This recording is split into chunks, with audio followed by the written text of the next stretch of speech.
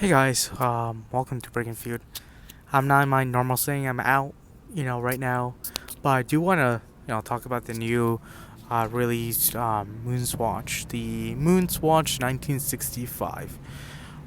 Pretty interesting name. I mean, just usually they don't like MoonSwatch is not in the title itself. It's usually they use it as the name of the collection overall. But it is interesting to see them use the name MoonSwatch in one of their watch naming, which is, uh, surprising. I'm not saying it's bad or good. It's surprising. So the MoonSwatch 1965 is another MoonSwatch. Literally just this doesn't really have anything special like a moon phase or an Earth phase or some cool gold dial or a Snoopy character or anything. This is your standard I guess MoonSwatch chronograph, but the color options and the naming should be important to this purchase. So the watch starts at $270, just like your standard Planet collection and your standard Mission on Earth collection. But with this one, this is pretty interesting because the naming MoonSwatch 1965 is interesting. So the number they used 1965 was when NASA decided to kind of go ahead and send a letter to every watch brand ever. Top three, obviously, besides Omega, was Rolex. They were trying to do a chronograph, which ended up being the Daytona. And you had Longines. I forgot what model it was, but it was a Longines model. You can pull it up.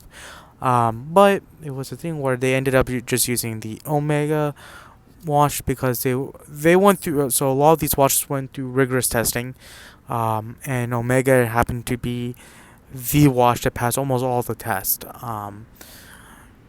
Now, usually, from what I've heard and did my research, NASA did not tell anyone about who they are. They sent a letter not telling everyone who they were. And only a handful of brands, one of them obviously being Omega. I know from what I've heard and what was reported that Rolex was trying to force their Daytona. This was before they named the series Daytona. They were trying to push the Daytona watch to be the Moon Watch, which was pretty interesting. But obviously, we all know it became the definitive Moon Watch. Now you also have G-Shock being part of the lineup of Moon Watches. So yeah. And so now with the watch, because it took the whole history took place in the 1960s, specifically in 1965. They used the old Omega logo, the 60s Omega logo, and the 60s style Omega fonts for that Omega naming on the watch itself. And I didn't really notice it because I've been, getting into the whole watch stuff. I've been looking into vintage Omegas, but when I was looking at the actual watch itself, I've noticed that the text, and you can't really tell unless if you actually see the MoonSwatch side by side, like a standard MoonSwatch and the 1965 watch.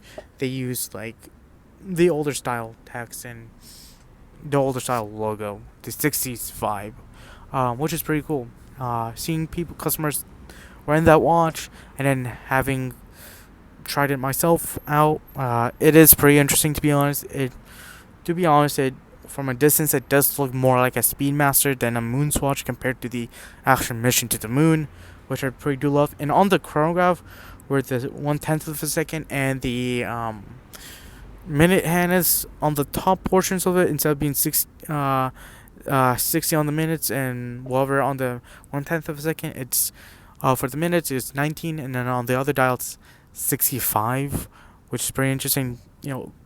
1965 the year, and on where the second is for that time itself, they have 60 seconds more. They had it more pronounced just because they want to showcase that it's the 60-year anniversary. So, which is pretty cool. So with the watch itself, the watch face itself is pretty interesting. So it is a almost literal replica of the actual one from 65. Pretty amazing, pretty cool. Let's actually kind of look at the image and discuss about it. As you can see, the way it's presented is actually pretty cool. I like how it's side by side with the actual Speedmaster, but the way it looks and the color scheme they use, kind of gray they use, honestly, it looks amazing. Looks like the real deal from the distance. The 60s logo and text looks amazing, honestly. But with it being with me personally thinking this is the best MoonSwatch, I honestly think this is a MoonSwatch that everyone should purchase. I would say second place will be the Earth face, to be honest. If you want to, maybe the